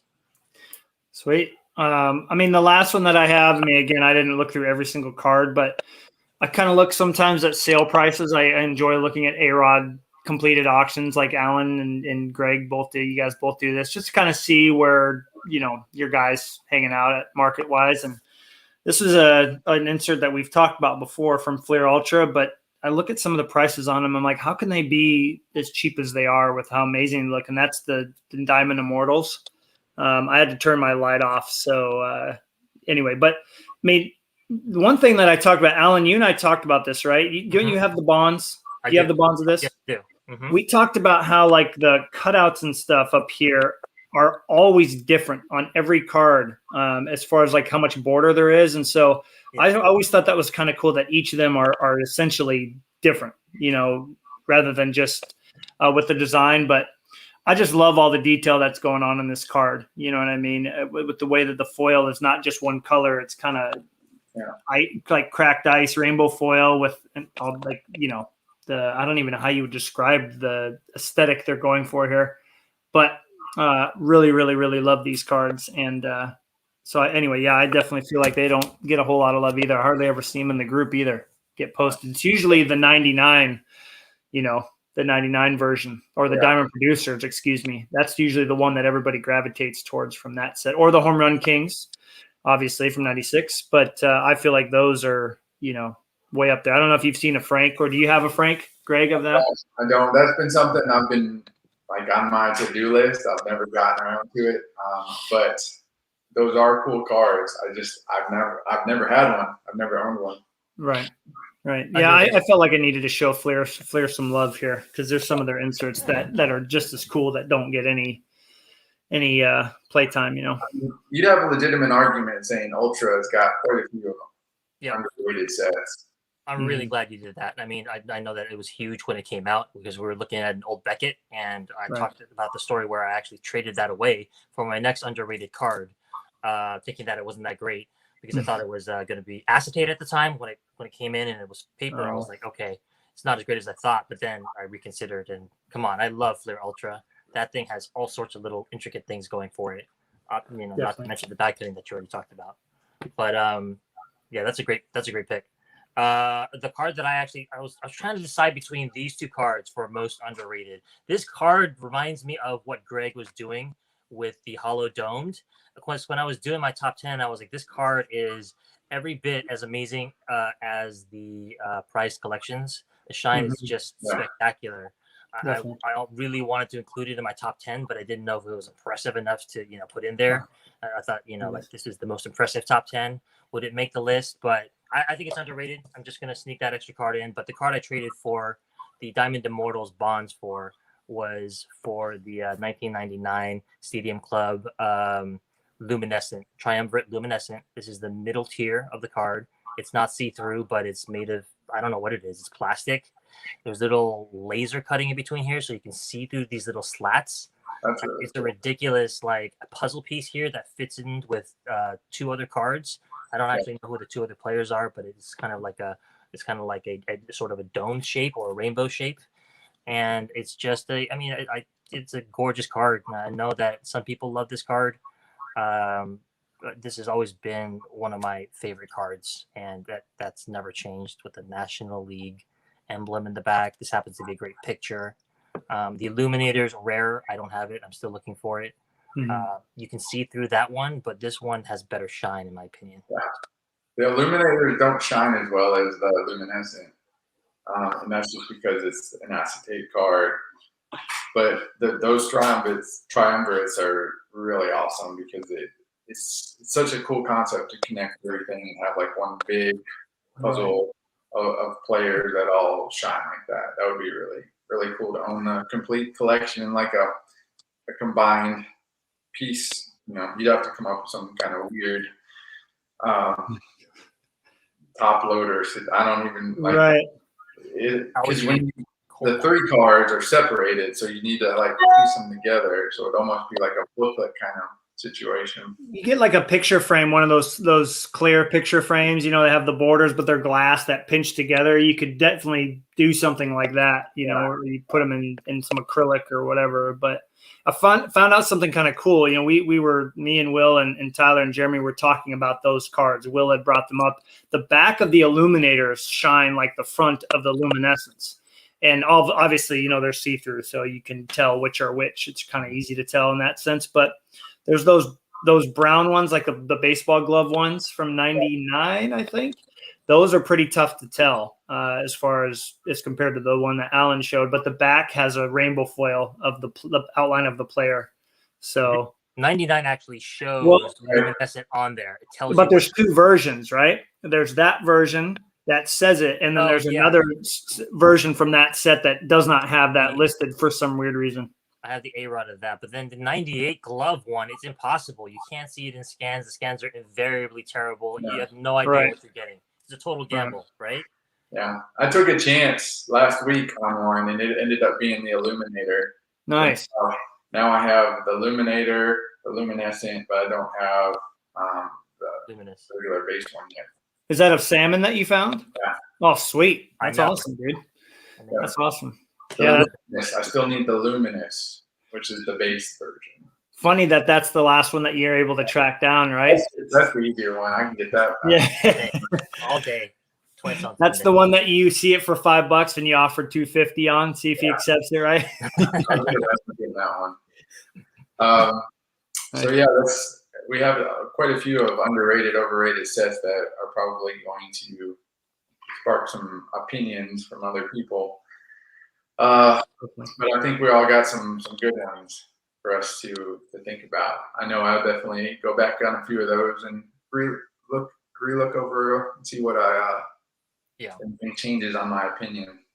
I think talking about them with your friends too might sway you one way or the other. You know, sometimes it's nice to say, "Hey guys, there's a stand and deliver red for blank amount. Right. What would you do?" And somebody says, "Well, I have one, and I'm telling you, they're better than you think, so you should do it." Or you both are like, "Yeah, I'm with you. Save it for this card instead." And then so I think that definitely helps to have this kind of conversation because it cements in my mind, other than PMG, but we won't go there. That I should probably continue staying away from some of those bigger, like starting 9 type cards at this point. Well, we've talked a lot. We've showed some cards off. I want to kind of go over some of our 50 or less inserts. So I think that's going to be more of like we'll briefly kind of talk about them and showcase them off. Just so we can kind of get some cool cards out there. Because that was kind of one of our topics that people wanted to hear about. So I think showcasing some 50 or less inserts will be cool. Alan, I have a few you'd like to show. Yeah, who's gonna go first? Alan. Oh, I'm gonna go first. Okay. Alan Chin. Well, I'm trying to keeping me off balance here. So let me see. Here's one that I wanted to show. One of my more recent pickups. That's beautiful. This is the Top Stars Luminaries Golden Rainbow. I mean, this card is really, really hard to find. I didn't realize how hard it was to find. It was one of those things where I didn't realize how good a card it was while I was negotiating for it. And so I didn't, I just behaved normally. And that's probably what got me the card. If I knew what it was at the time, these are numbered out of 5. You can see that. And I just didn't know how much of a unicorn it was. And so when the OGs in our group were like, "Oh my gosh, are you kidding? Did you actually get that card?" It really made me understand, what a getter was. And it actually focuses on his ability to run, which I always think is cool because, if your player has multiple tools, sometimes there's some that aren't as prominent as others. And any card that focuses on Bonds' ability to run really also does it for me. Yeah, that card really pops. I wish I could get one of my guys numbered to 5. That's insane. That's a insanely hard card to get. Indeed. For sure. I when I saw that for the first time, I was really hoping that was the out of 100 version when I first got into collecting. And Eric Johnson was nice enough to send me the bronze out of 100 on my birthday, which was really great a couple of years back. And those are cool because they're numbered, but it's a shame they didn't use more foil other than that, because that set looks awesome with the foil on it, man. It looks really cool. It really does. Foil does everything for that. I've looked at a few berry, bronze, silver, and then I've seen the gold, and the gold like way up here. Yeah. And I know that Tampa Bay investor just asked the question. I actually picked this up off the boards, off the message boards. I was on there showing off some of my Bonds cards, and it's not a place that is very hospitable for Bonds or for 90 stuff, but I showed it off anyway.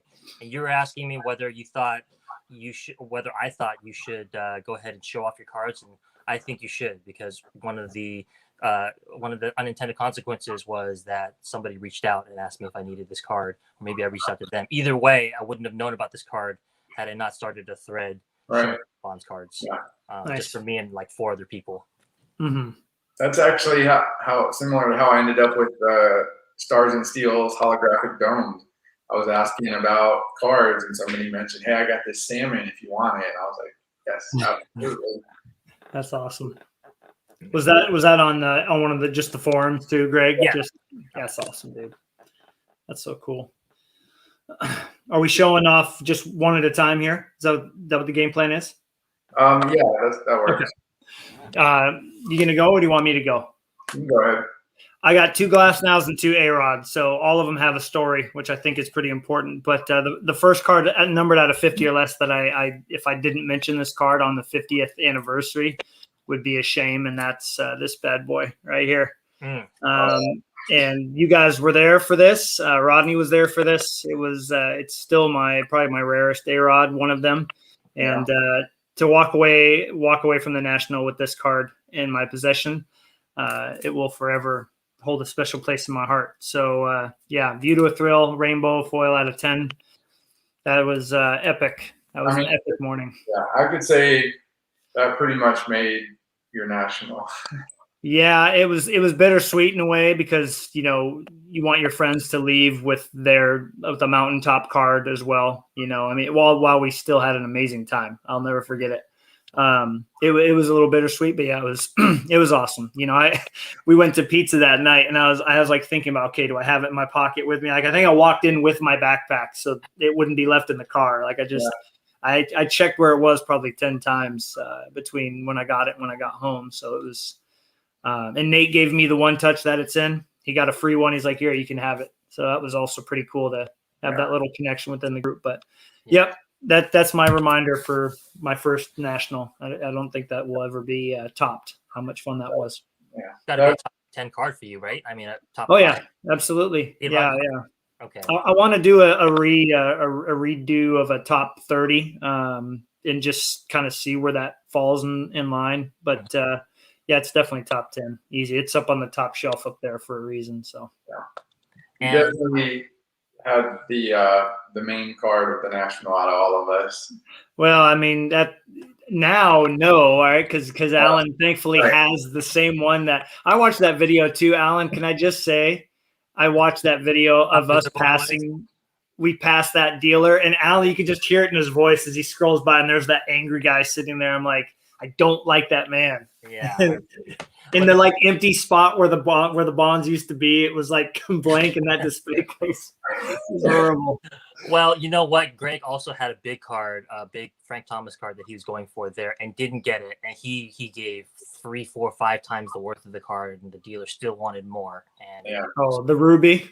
Poetic Justice, the 2000 Ruby later, was acquired by you for a fraction of what you were looking at. Yeah. Remember that guy too? He was like, "Yeah, you're like, I got these great cards." He's like, "Yeah, no, I only want Tom Brady or Michael Jordan or Ken Griffey for that." He said LeBron or Jordan. Oh yeah, right. We all want LeBron or Jordan, but how about this for Frank Thomas? Yeah, nope. I had some solid cards to trade, but he was not having it. I was like, you could easily break this into cash, and he was like, nah. I'm going to go with the card that I'm assuming I have no idea if there's more than 50 or not. I'm assuming. It's really cool. It's a card I often look at. I think it's probably because I opened a lot of these packs as a kid. Okay. I remember, I want to say Sam's Club or I think it was Sam's Club had a bunch of packs at that point. And I opened up quite a bit of them. I know I definitely did at the hobby shop. But then this came along, and I didn't even know it existed. And this is like the rainbow foil. Oh, wow. So basically, the artist proof is just a normal flat color. But this has like a test foil to it. I have to imagine there's less than 50. So I'm just kind of guesstimating that this number is under 50, but they've got the Dufex version, which is the showcase, and then the artist proof, which is just a flat color. This is like a weird test foil. I think, according to the story, somebody pulled these out of a box. Yeah, Alan's got a better version. Not a better, but I have an LED light back here so you can see the shine. That Greg showed me, and it just blew my mind when he did. I had to go get this card immediately. Awesome. Yeah. I mean, how crazy is it? It's just a test foil. So according to the story, somebody pulled these from a box or boxes, and it was not supposed to be there. I don't know. That's what I've heard.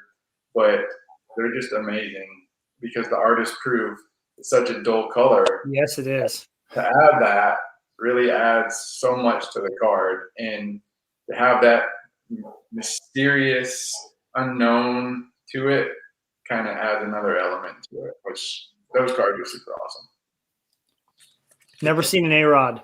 He's got 2 cards in that set. I've never seen either, unfortunately. I don't know if they exist or not. It's one of those that are just, who knows? Maybe it does exist. Right.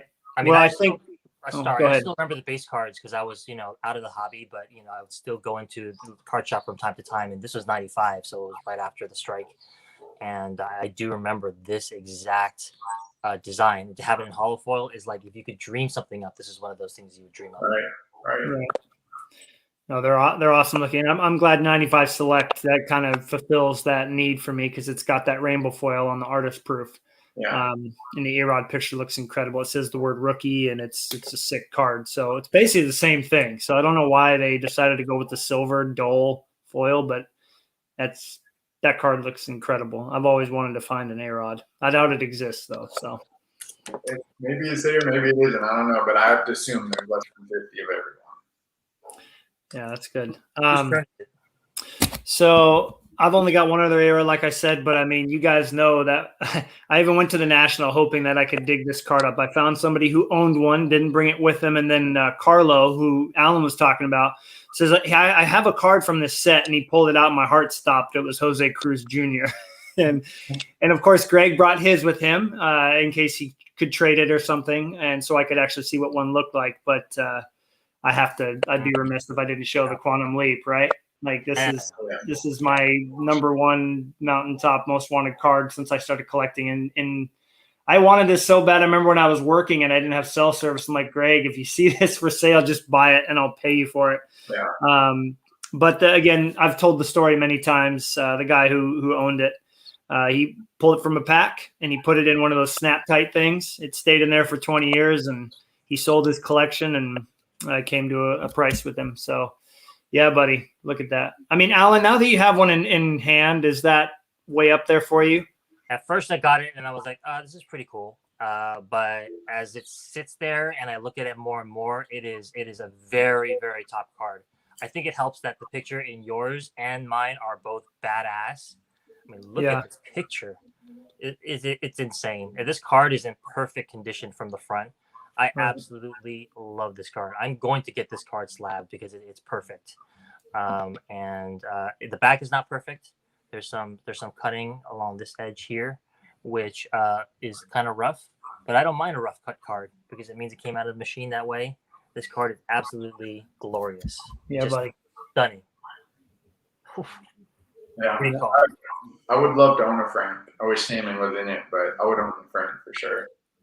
I think it's also cool, when your friend's number 1 and 2 wants, and like when Greg, when he called me up and he showed me the 24 karat, totally caught me off guard. Like that was pretty sweet. I actually didn't I call you, Alan, to show you this? I think I did, right? And so it was, and then Alan getting the essential credentials, like it's always, that kind of adds to the card meeting more to you, when you look at the card and you realize that your buddies will pump for you and they knew how much you wanted the card. And I remember being more nervous for Greg winning the Red Crusade than I was winning some of the cards that I own. I remember being like, oh my God, I was going to get it. And you saved like $700, dude. So that was awesome.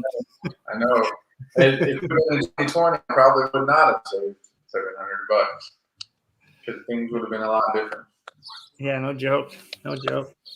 The national trip we did was up and down, but the fact that you got your mountaintop card, the fact that you got the card, the trophy, really offset some of the disappointment for both of us, I'm sure, especially for me. I know that was the case. So that's an important card to me as well. Yeah, absolutely. Give you to a thrill out of 10. Mm-hmm. Yeah.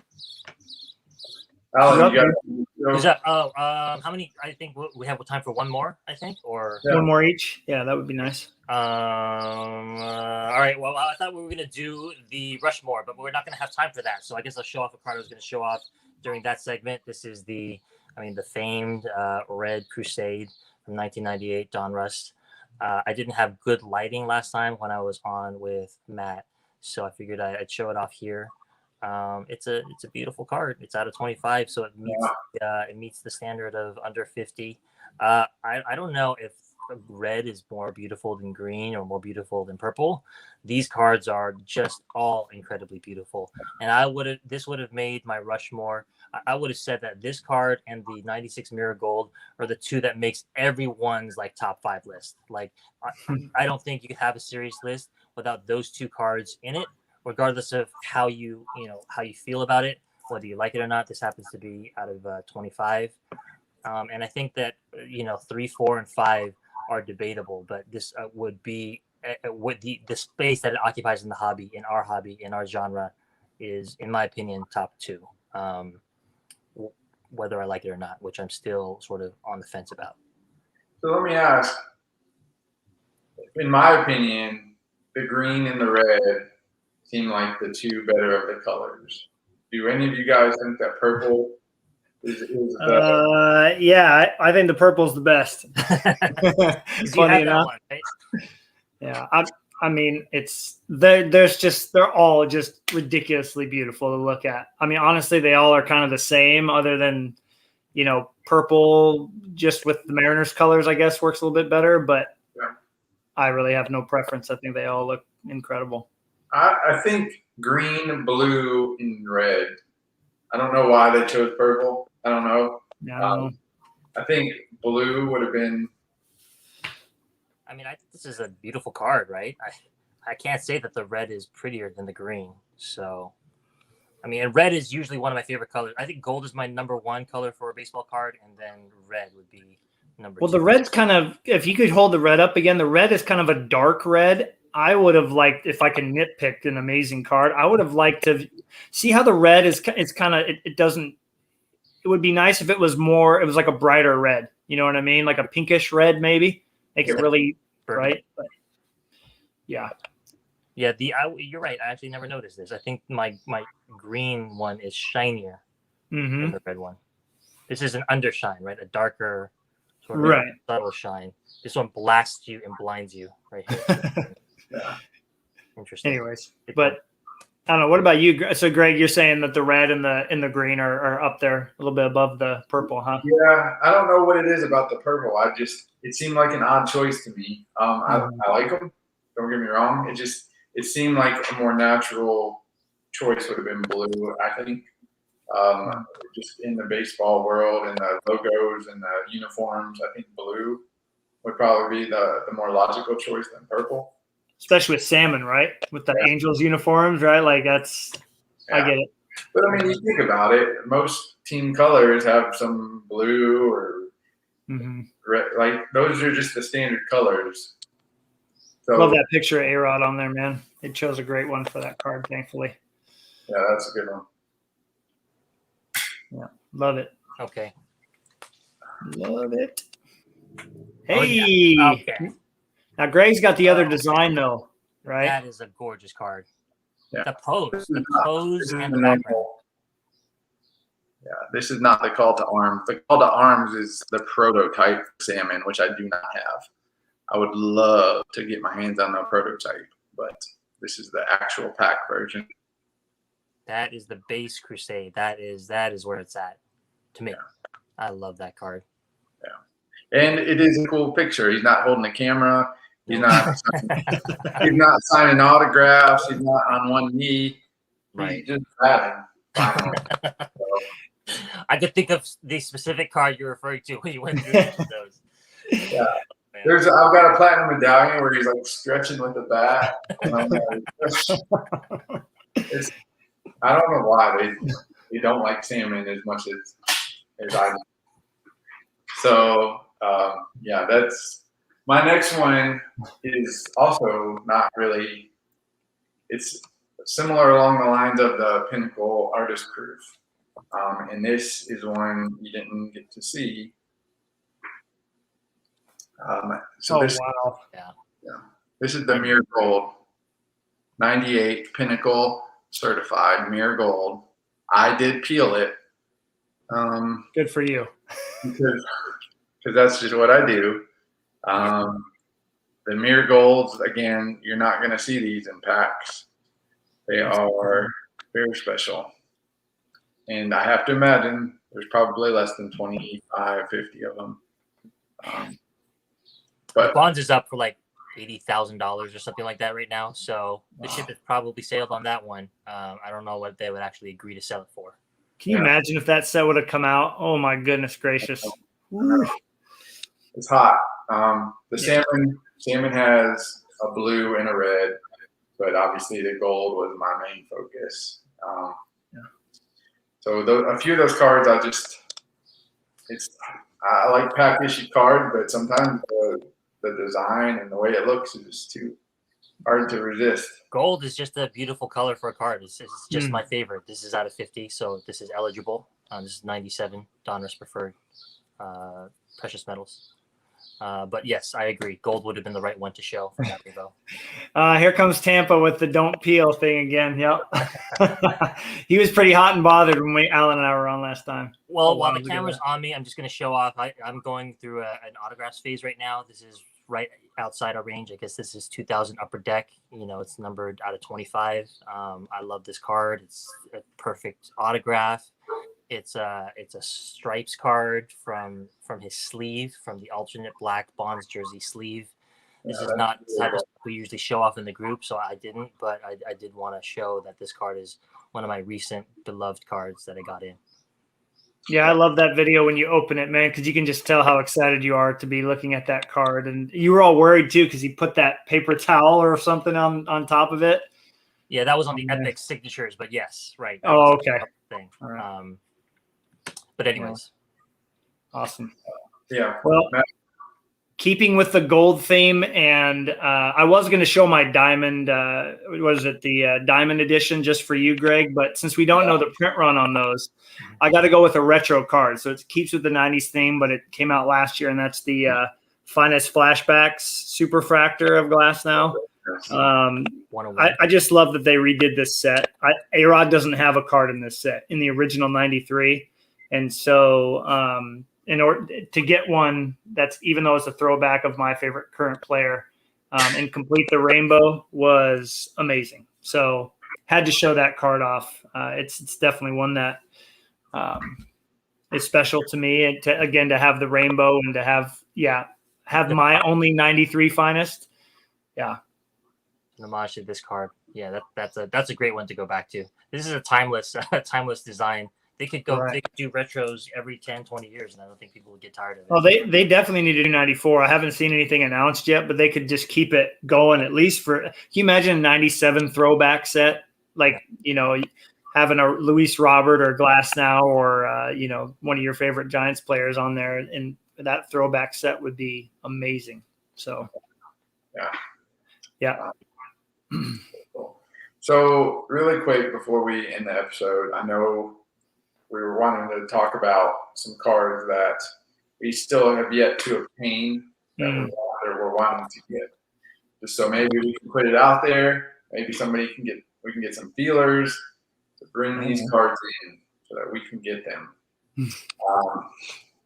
I will go with mine, which I made a little list. Oh. Are we going like 30 or 40 deep here, or are we just talking about top five? Okay. All right. So my first one is the '98 Bowman Chrome Golden Anniversary Refractor. That is my number one right now. It doesn't have the autograph on the side. I'd like to own a baseball, preferably Tim Salmon. I saw the Frank about a year ago. I don't know whatever happened to it. That was on eBay, but the Tim Salmon I've yet to see. I would love to get that. That's number one on my list. Number two, you guys know, is the Prime Tours Reserve. It is the bane of my existence at this point. I will never, ever be able to find this card, it feels like, because I've not seen one ever. I can't even find a sample copy just to look at.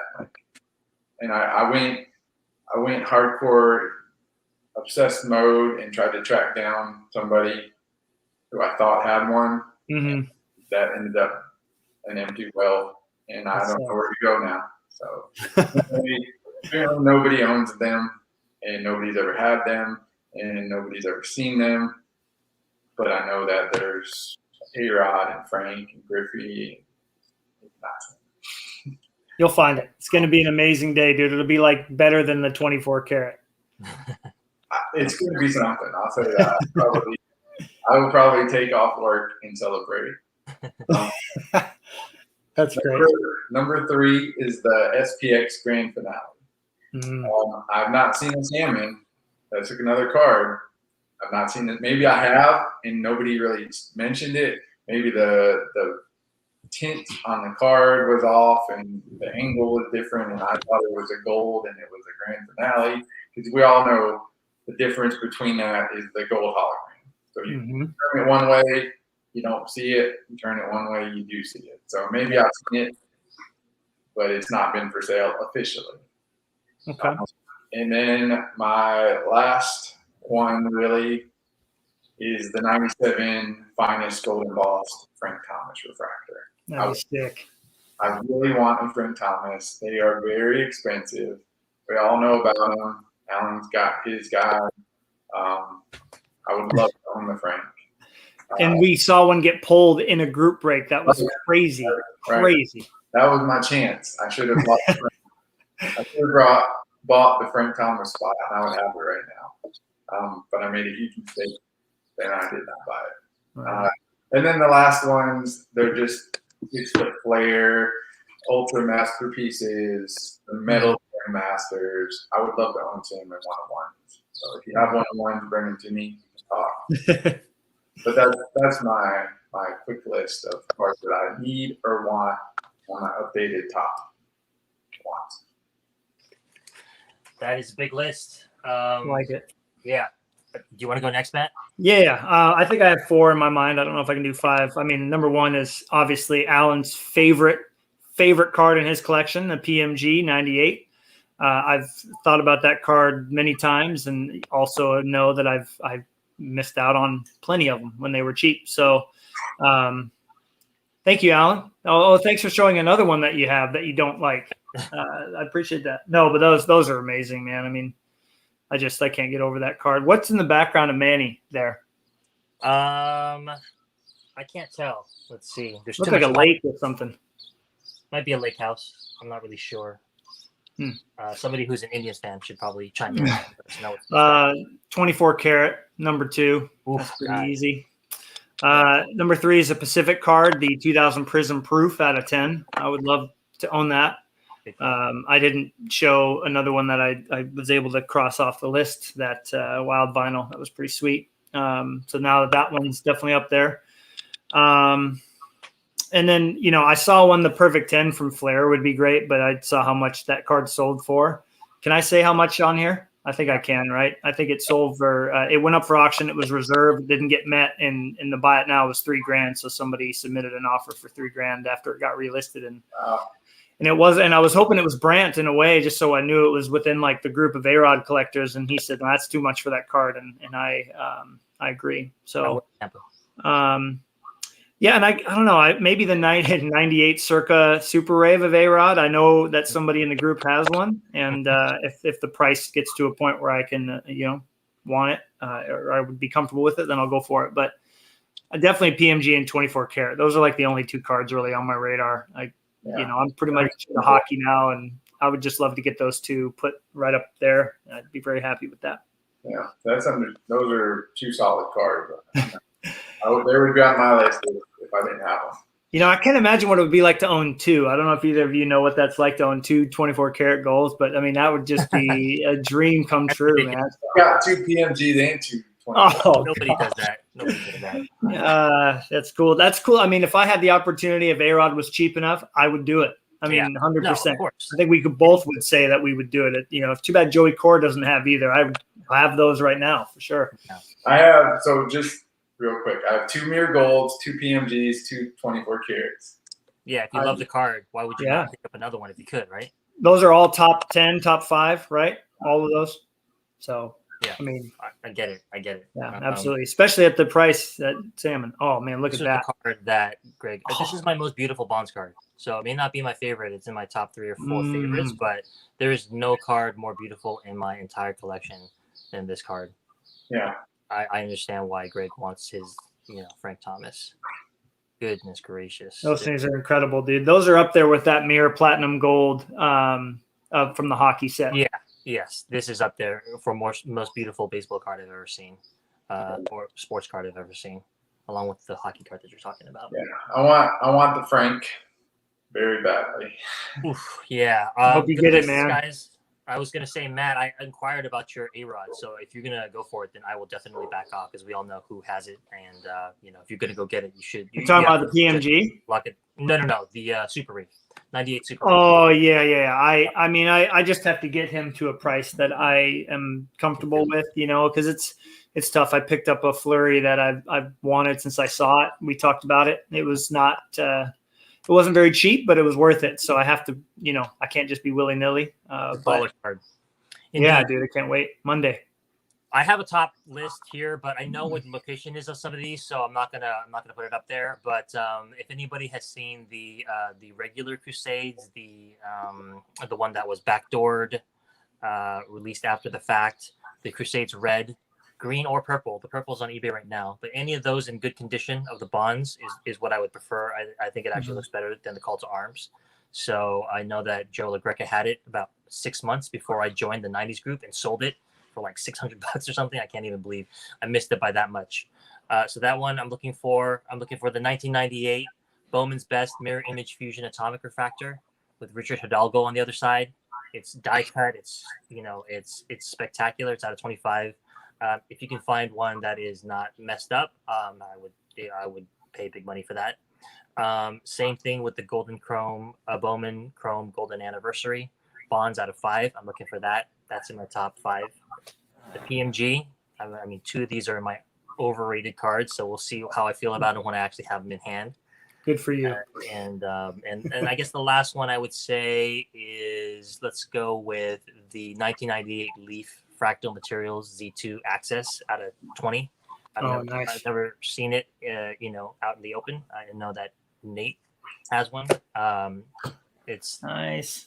Great picture, Greg. He needs a timeout. Did he just steal third base or something? He probably slid in a second and he's getting old and needs a timeout. That's a great. He's sliding back into first after leading off. Is that wood though? Is that like a wood material, Greg? Yeah, it's wood. Okay.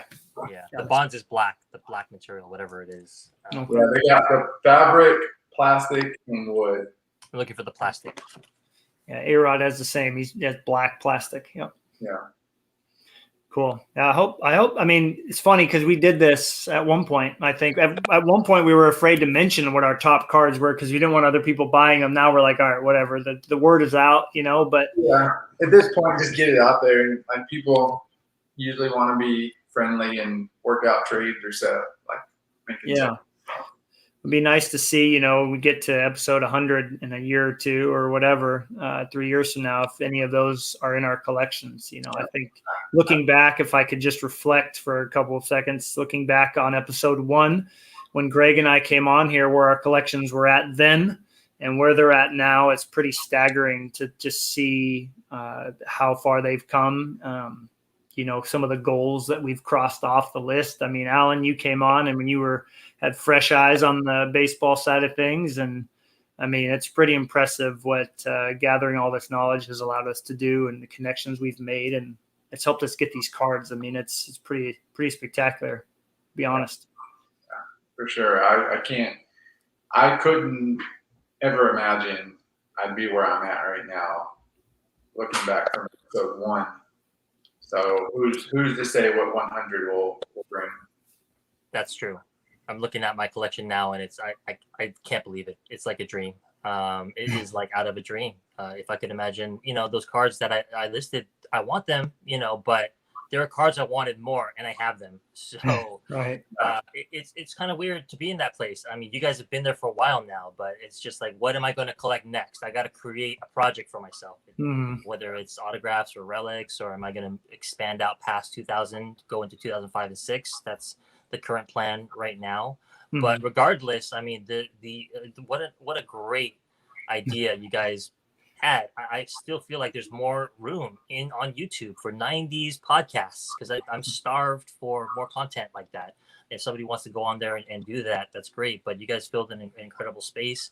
I'm glad you guys decided to put this together. I think all of us are grateful, and we've enjoyed watching you guys. And we hope you go on strong, and we hope we can get to 100, 200. Who knows where this can go in the future? Yeah. And the main idea was basically, you have your cards, but they sit in boxes.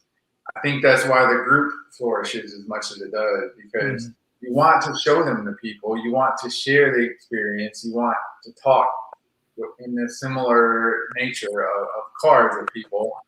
But you buy a card, you don't just want to put it away forever. You want to talk about it. You want to show it off.